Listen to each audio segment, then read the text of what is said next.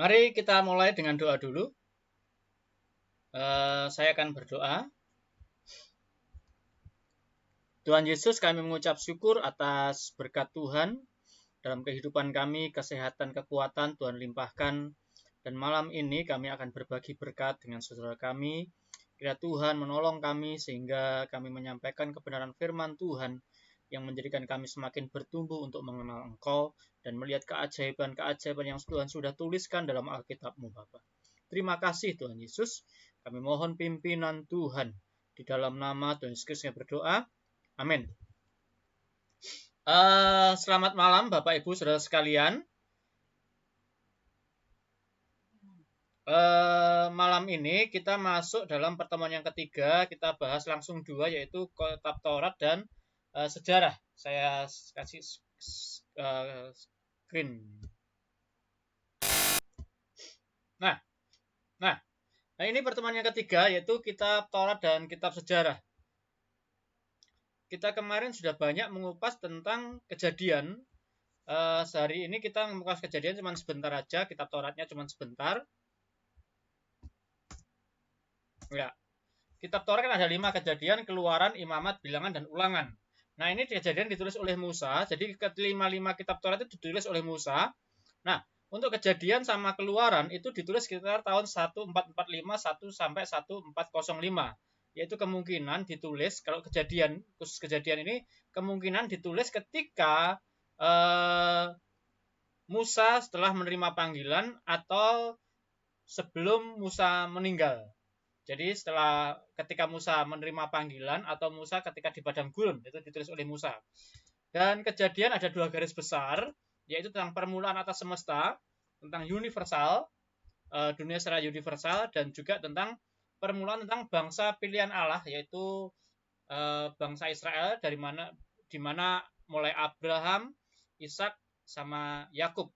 Nah, ternyata silsilah itu menurut bangsa Israel adalah sesuatu yang penting buat bangsa Israel. Karena apa?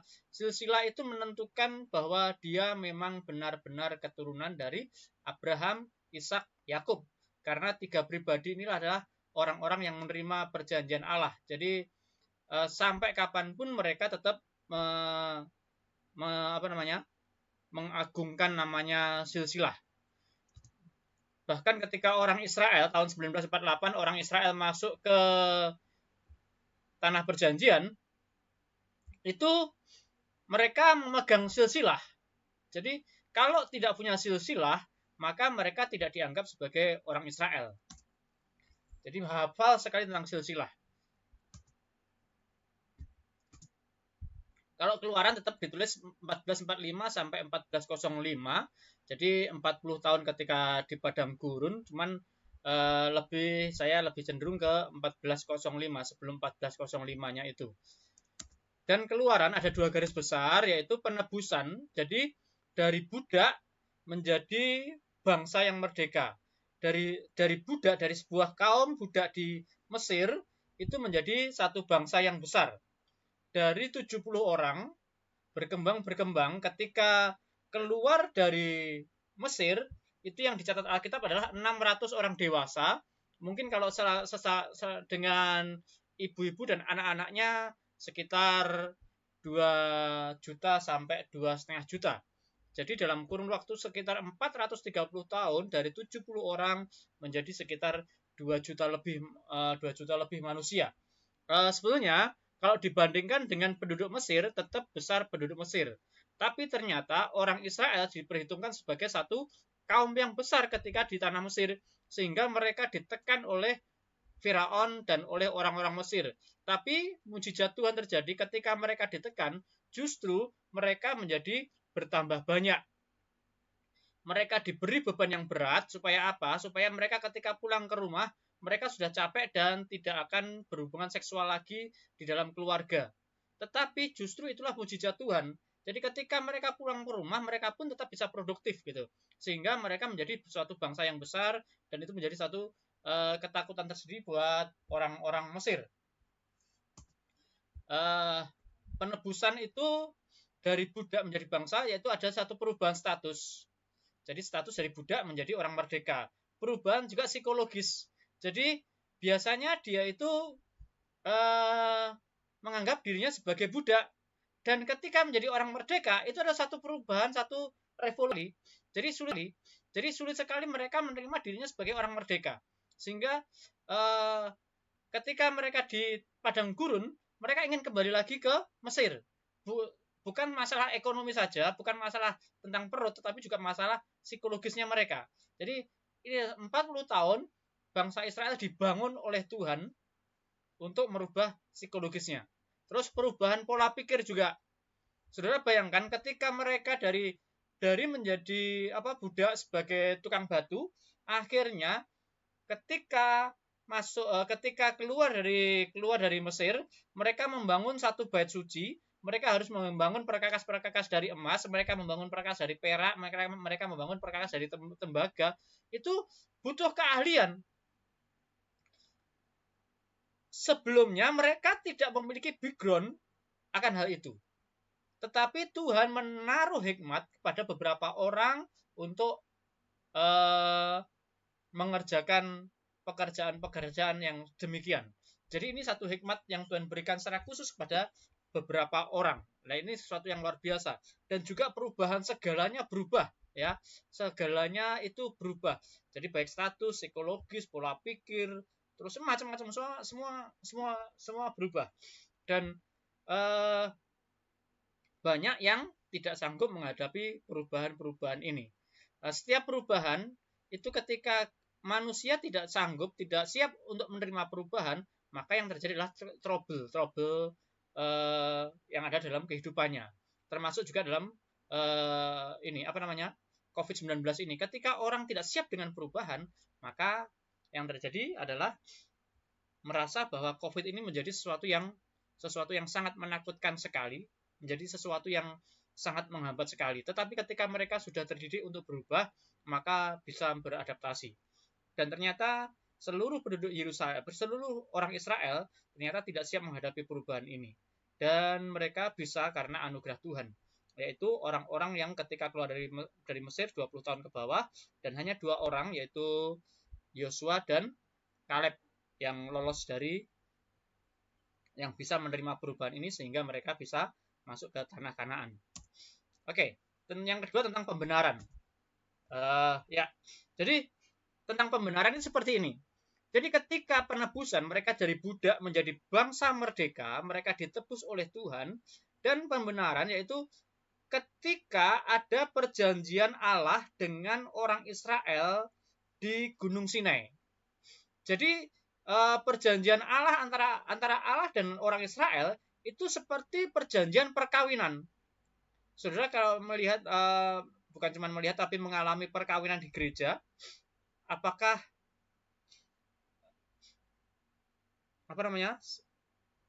mau menerima engkau sebagai satu-satunya suamiku yang sah di hadapan Tuhan. Nah, itu seperti ya, saya bersedia ya. Seperti itu. Jadi satu perjanjian yang tidak bisa dibatalkan oleh satu pihak. Jadi pembenaran yang dilakukan oleh Tuhan kepada orang Israel itu seperti pernikahan. Ada 2 orang pernikahan itu. Jadi seperti itu. Digambarkan seperti itu. Jadi dua-duanya memiliki satu peranan yang sangat penting. Nah, ini suatu anugerah Tuhan buat kita, buat orang Israel, di mana orang Israel yang ya apa sih orang Israel itu? Tapi kenapa kok Tuhan itu mau membuat satu perjanjian kepada orang Israel? Tuhan itu mau mengikatkan dirinya pada perjanjian kepada orang Israel. Jadi ini adalah anugerah. Demikian juga ketika Tuhan mau mengikatkan perjanjian dengan kita, itu juga anugerah buat kita. Kalau Tuhan mau mengikatkan, jadi terikat, dua pihak ini terikat oleh satu perjanjian.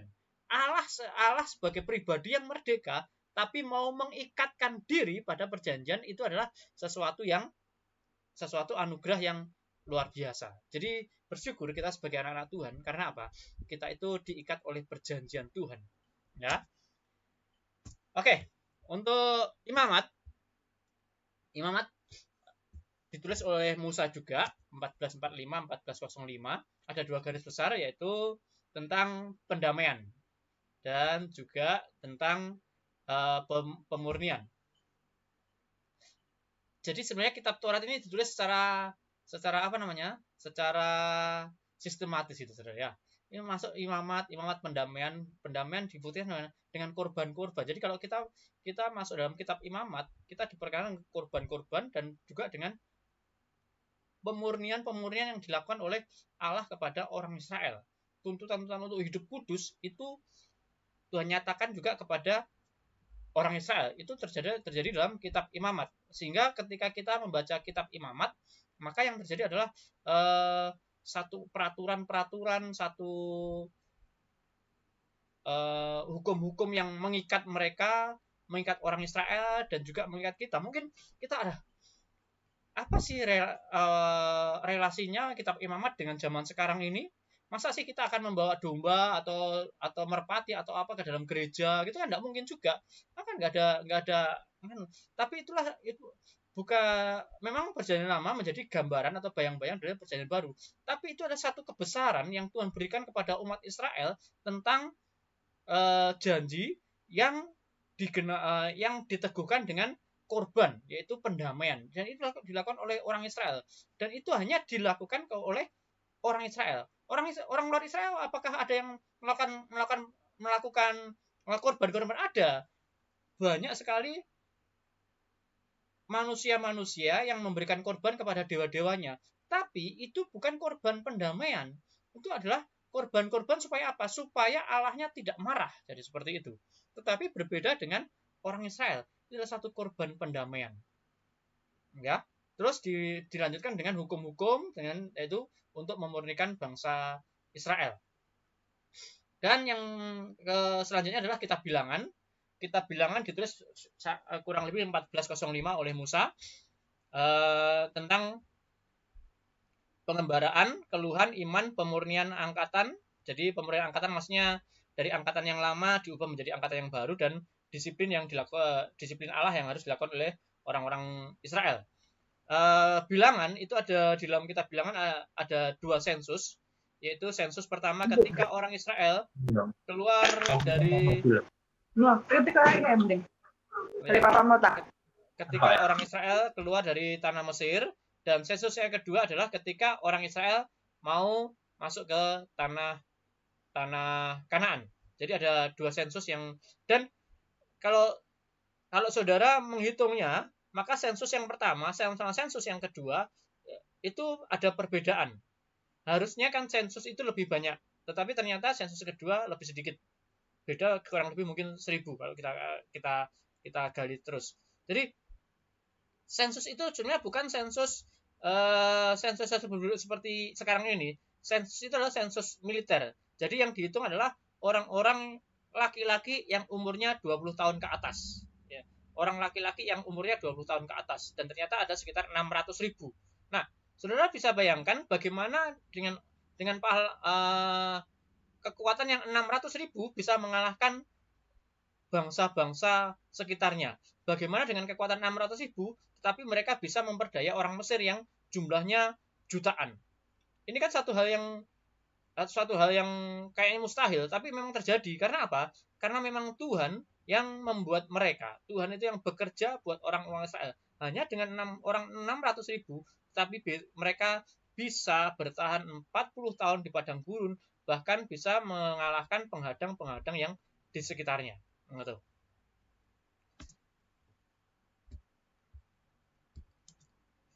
Dan kitab Taurat ditutup dengan kitab Ulangan. Kitab Ulangan itu ditulis oleh Musa sekitar 1405 sampai sebelum kematiannya. Jadi akhirnya kitab Ulangan diteruskan oleh Yosua. Garis besarnya yaitu tentang kegagalan versus kekuasaan Allah.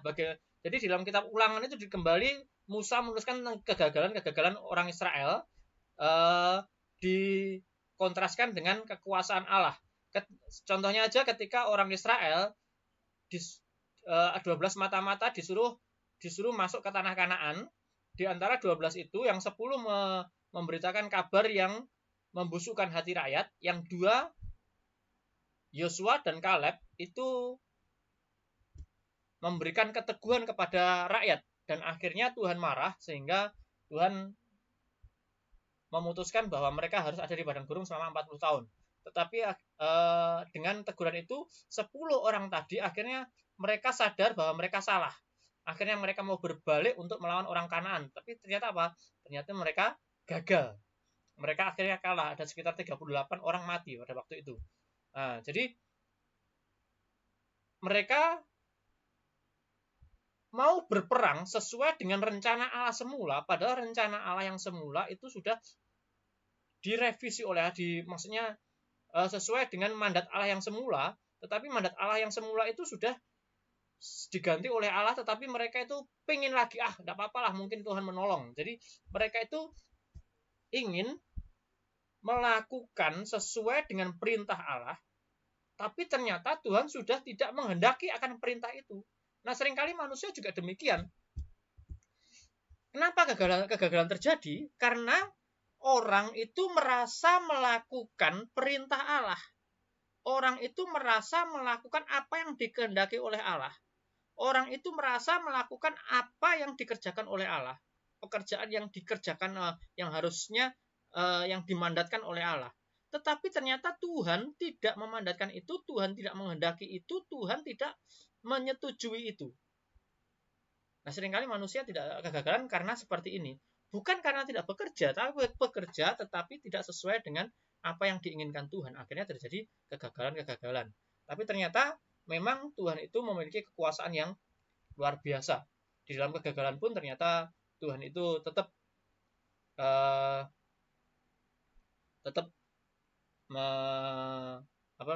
memberikan kasih-Nya kepada manusia. Selanjutnya tentang kewajiban dan perjanjian Allah.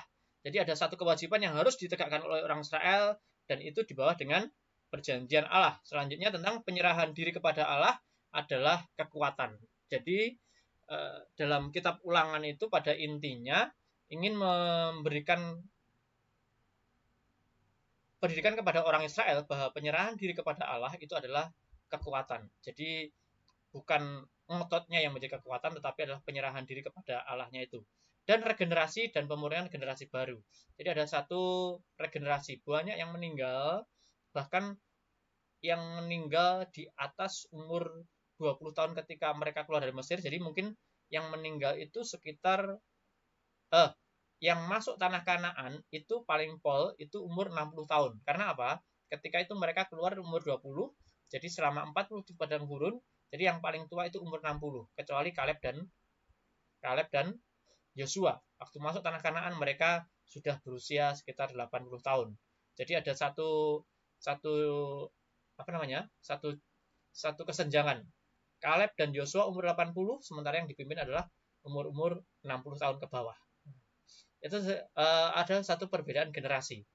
Dan kenapa harus dihancurkan? Karena itu adalah pemurnian generasi. Kita tahu kembali lagi ke dalam kitab Keluaran tadi, yang keluar dari tanah Kanaan, yang keluar dari tanah Mesir adalah orang-orang yang tidak siap dengan perubahan, sehingga mereka mau tidak mau harus tergeser. Dan memang bukan hanya itu saja, tapi mereka Tuhan menetapkan karena mereka bersungut-sungut, karena mereka itu berontak kepada Allah, sehingga Tuhan menghancurkan mereka yang usianya 20 tahun ke atas, yang keluar dari Mesir. Jadi mungkin kalau sekitar 2 juta orang, ya mungkin yang 2 juta lebih, dengan 600 orang laki-laki yang siap berperang, 600.000, berarti yang meninggal itu 600.000 beserta istrinya, ya mungkin sekitar 1.200.000 orang meninggal di padang gurun selama kurang lebih 40 tahun. Jadi 1.200.000 dibagi 40, berarti 1 tahunnya sekitar 300 orang meninggal. 30 orang. Ya, 300 orang meninggal. Jadi dalam 1 tahun sekitar 300 orang meninggal. 1 tahun 300 berarti dibagi 12, ya mungkin sekitar 25, 1 bulan 25 orang meninggal. Ya, mungkin sekitar itulah ya. Jadi banyak sekali yang meninggal. Terus siap untuk masuk dalam percaturan dunia. Nah, kitab Ulangan itu mempersiapkan orang Israel untuk masuk dalam percaturan dunia. Karena apa? Sebentar lagi mereka akan masuk dalam tanah Kanaan, di mana mereka bertemu akan dengan bangsa-bangsa. Nah, ini kalau kita lihat statistik dari Perjanjian Lama, kitab Taurat seperti ini. Dari permulaan alam semesta, terus permulaan bangsa pilihan, meningkat lagi kepada perbudakan. Setelah perbudakan ada namanya penebusan. Nah, jadi ini karya Allah, dimulai dengan permulaan alam semesta, terus bangsa pilihan.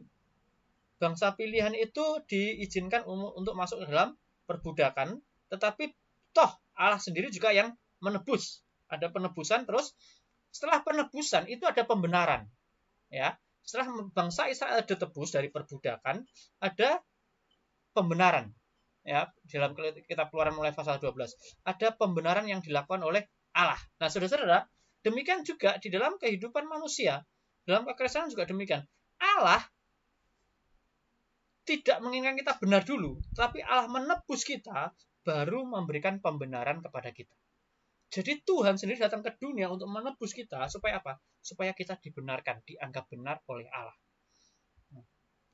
Terus ada pendamaian, setelah pendamaian juga ada pemurnian. Nah, ini adalah sesuatu yang sistematis sekali. Dari permulaan alam semesta, terus menjadi bangsa pilihan diperbudak tapi ditebus oleh Tuhan, dibenarkan oleh Tuhan, diperdamaikan dengan Allah, habis itu dimurnikan. Setelah dimurnikan apa? Mereka harus siap dengan kebiasaan yang baru. Ya. Harus siap dengan kebiasaan yang baru. Supaya apa? Maksudnya siap kebiasaan yang baru apa? Mereka akan menghadapi bangsa-bangsa lain di dunia. Jadi seperti itu. Kekristenan pun juga demikian. Kekristenan juga demikian. Dari penebusan kita dibenarkan, didamaikan, dan kita dimurnikan. Supaya apa? Ketika kita menghadapi masyarakat yang ada di dunia ini, kita tidak lagi masuk dalam kebiasaan yang lama, tapi kita masuk dalam kebiasaan baru, kebiasaan yang sudah dimurnikan oleh Tuhan. Itulah maksudnya pengudusan yang Tuhan berikan kepada kita, pengudusan yang Tuhan berikan kepada umat manusia, pengudusan yang Tuhan berikan kepada umat pilihan Allah. Supaya apa? Ada kebiasaan baru, yaitu apa? Kebiasaan yang tidak seturut dengan dunia. Nah, jadi saudara bisa lihat statistik dalam kitab Taurat dengan kehidupan kekristenan sekarang ini. Tidak ada bedanya. Tidak ada bedanya. Tetap Tuhan yang bekerja, Tuhan yang memurnikan, supaya apa? Supaya kita siap untuk menerima dunia di sekitar kita dengan kebiasaan kita yang diperbarui oleh Tuhan. Jadi seperti itu. Itulah kitab Taurat. Nah, sekarang kita masuk dalam kitab sejarah. Sebenarnya kitab Taurat itu menarik sekali karena apa? Dari kelima kitab itu kita pemikiran kita sebenarnya disempitkan.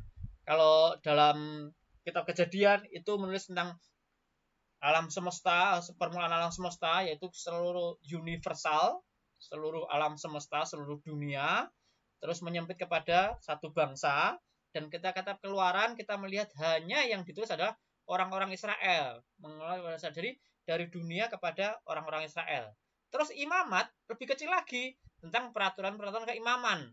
Jadi dari kitab Kejadian memperkenalkan dunia, kitab Keluaran memperkenalkan bangsa, kitab Imamat memperkenalkan tentang satu suku, ya, satu suku yaitu suku Lewi, dan peraturan-peraturan yang terjadi di dalamnya, peraturan-peraturan yang akan membuat yang mengikat di dalamnya dari suku Lewi sehingga berdampak kepada orang Israel.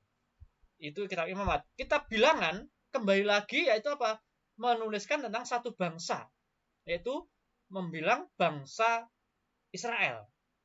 Nah, setelah dari bangsa Israel, kitab Ulangan yaitu apa? Mempersiapkan bangsa Israel untuk bisa menghadapi bangsa-bangsa lain sekitar. Kembali lagi pada kesemestaan, keuniversalan.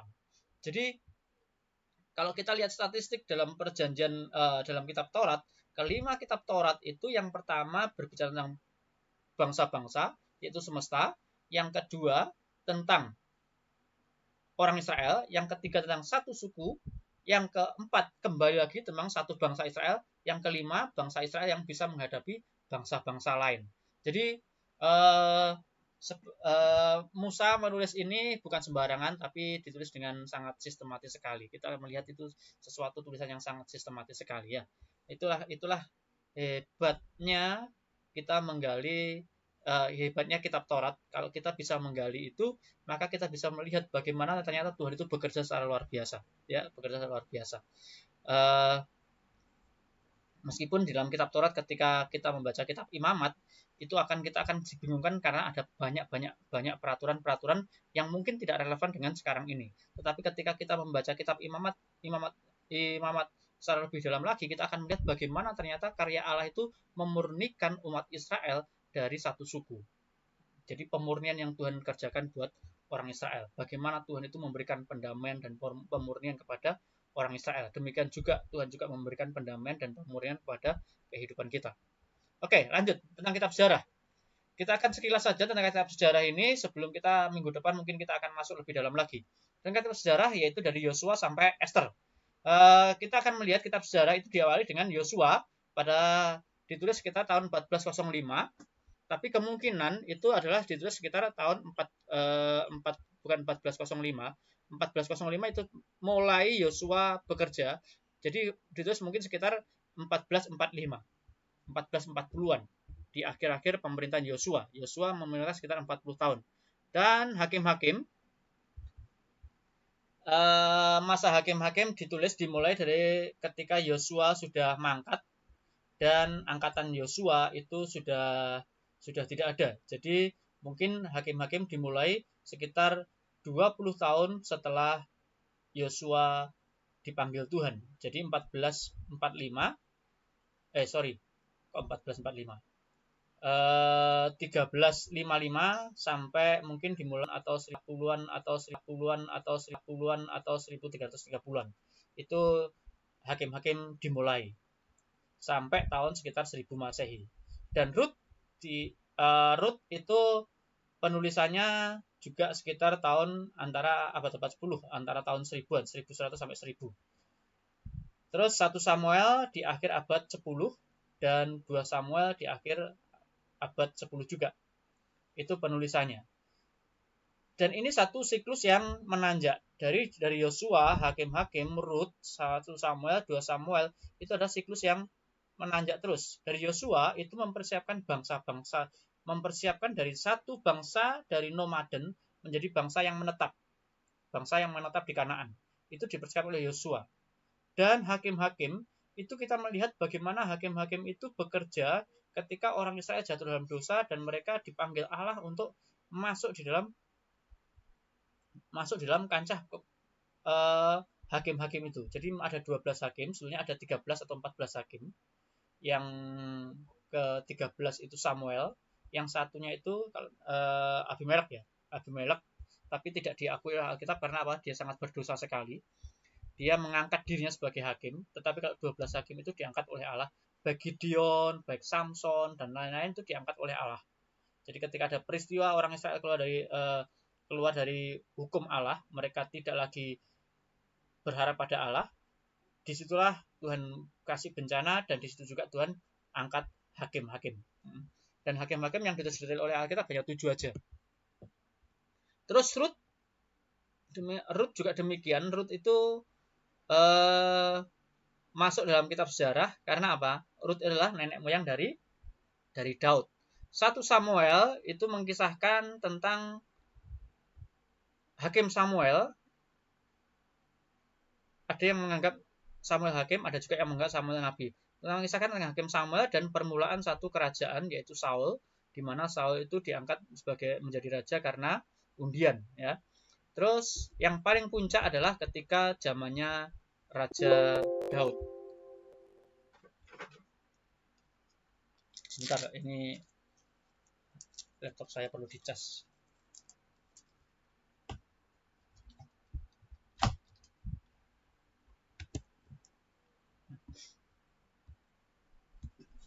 Nah, zaman Raja Daud. Nah, setelah 2 Samuel terjadi degradasi, yaitu tentang satu raja-raja, dua raja-raja, itu ditulis 560, 550.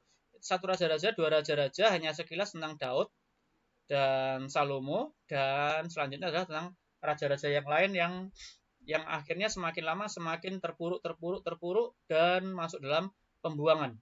Jadi dalam 2 raja-raja dan 2 Tawarik itu sudah masuk dalam pembuangan. Nah, Apa sih bedanya raja-raja sama tawarik?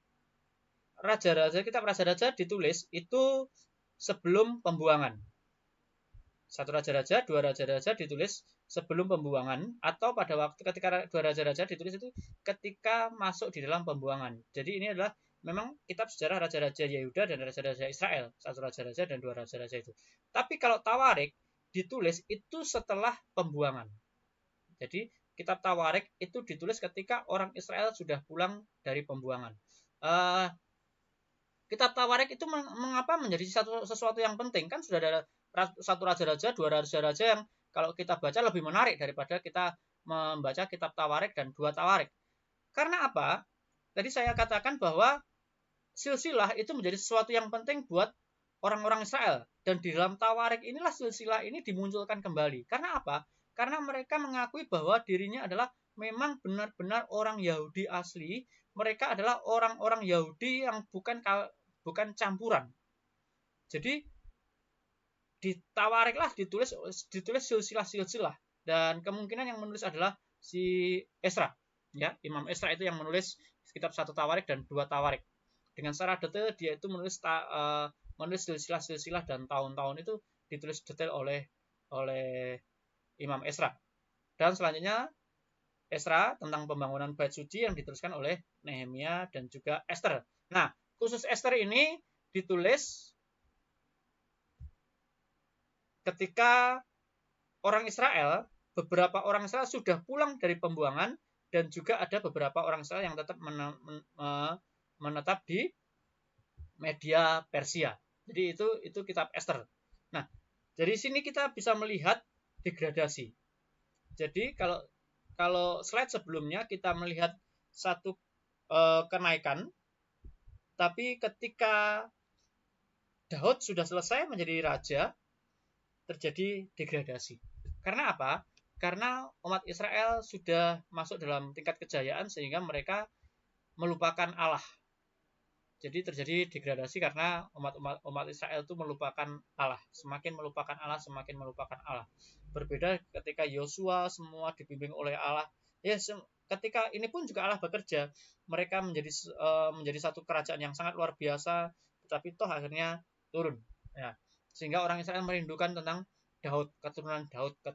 Mereka merindukan, sampai sekarang pun mereka merindukan tentang keturunan Daud itu. Nah, itulah sekilas tentang kitab sejarah. Jadi kitab sejarah dimulai ketika tahun 1050, ketika Yosua itu mulai memimpin orang Israel masuk ke tanah Kanaan, meningkat sampai tahun 970 ketika Daud menjadi raja. Ketika Daud menjadi raja dan berakhir di tahun 400. Jadi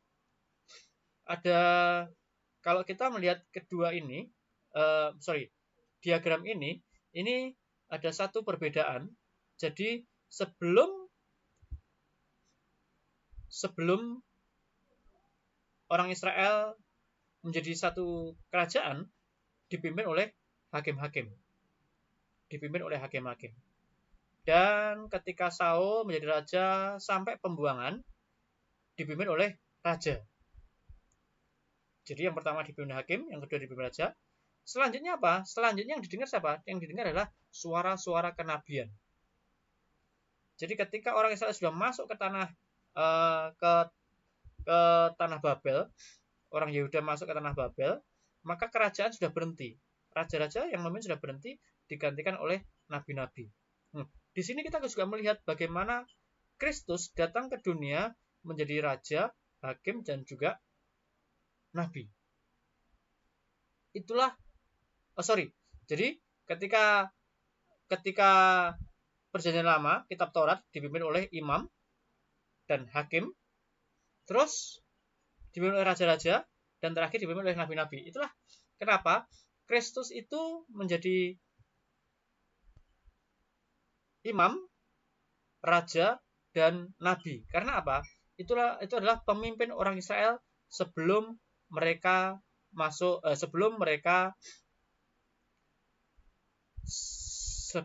tahun 400. Jadi sebelum masa Allah berhenti, masa Allah diam. Jadi sebelum 400 Masehi, 400 Masehi, yang memimpin orang Israel adalah imam, raja, dan nabi. Dan itu digenapi dalam diri Kristus. Kristus adalah sebagai raja, sebagai imam, dan juga sebagai nabi. Jadi seluruh perjanjian lama, baik kepemimpinannya, baik budayanya, baik hukum-hukumnya, baik siklusnya, itu sebenarnya semua mengarah kepada diri Kristus. Kerajaannya pun, kepemerintahan orang Israel pun semua mengarah pada diri Kristus. Bagaimana mereka dipimpin oleh imam-imam, bagaimana mereka dipimpin oleh raja-raja, dan bagaimana mereka dipimpin oleh nabi-nabi, dan semua itu masuk dalam berakhir dengan kegagalan-kegagalan. Tetapi ketika Kristus hadir, Kristus sebagai raja, imam, dan nabi, dan tidak pernah gagal dalam kepemimpinan Kristus. Jadi kita bersyukur kita bisa menggali perjanjian lama ini karena apa? Semakin kita menggali perjanjian lama, kita akan semakin melihat bagaimana karya Kristus itu sebenarnya sudah dimulai sejak dalam perjanjian lama. Bagaimana karya Allah itu semua menunjuk kepada di Kristus. Bagaimana apa yang dikerjakan dalam perjanjian lama itu sebenarnya semua digenapi di dalam diri Kristus Yesus. Nah, itu yang harus kita pegang, itu yang harus kita percayai. Kenapa sih saya harus belajar perjanjian lama? Karena apa? Karena semuanya ini mengarah kepada Kristus. Semakin kita mengenal perjanjian lama, maka semakin kita bisa mengenal apa yang dikerjakan oleh Kristus. Ada beberapa teolog mengatakan, aduh perjanjian lama sudah itu buat orang Israel aja, kita perjanjian baru. Tidak. Karena dalam perjanjian lama itulah diri Kristus sudah diperkenalkan sejak semula. Nah, itulah pentingnya kita mempelajari kitab-kitab perjanjian lama. Dan meskipun kita hanya belajar tentang kulitnya, tapi kita sudah setidaknya kita sudah mengerti bahwa semua yang dikerjakan dalam perjanjian lama itu mengarah kepada diri Kristus. Kalau saya dulu diajarkan bahwa semua Alkitab mengarah pada tabernakel. Tapi setelah kita belajar, maka semua Alkitab ternyata mengarah kepada satu pribadi, yaitu pribadi Kristus. Jadi kita bersyukur kalau kita memiliki Alkitab perjanjian lama dan perjanjian baru. Karena apa? Memang Alkitab itu tidak bisa dipisah-pisahkan dan tidak bisa dibagi-bagi, tidak bisa disendiri-sendirikan. Tetapi dengan Alkitab yang sendiri-sendiri itu saling melengkapi satu dengan yang lain. Jadi puji nama Tuhan, sampai sekian pertemuan kita malam hari ini, dan kita akan tutup dalam doa. Mari kita berdoa. Tuhan Yesus, kami sangat bersyukur atas berkat Tuhan dalam kehidupan kami. Kami boleh memahami bahwa Tuhan yang bekerja itu, Tuhan mengarahkan kepada satu pribadi, yaitu pribadi Kristus. Apa yang Tuhan sudah lakukan, semua apa yang sudah lakukan, itu memperkenalkan pada satu pribadi, yaitu Tuhan Yesus Kristus, satu-satunya Allah yang kami sembah. Kami sangat bersyukur karena pekerjaan Allah yang luar biasa ini sudah Tuhan lakukan sejak semula, dan itu sangat luar biasa sekali. Dan ketika Tuhan genapkan dalam diri Kristus Yesus, itu juga berarti dalam kehidupan kami semua. Terima kasih Tuhan, terima kasih. Kami bersyukur dalam nama Tuhan Yesus Kristus. Amin. Selamat malam semuanya. Yesus memberkati. Rel, Ci Inge, selamat malam.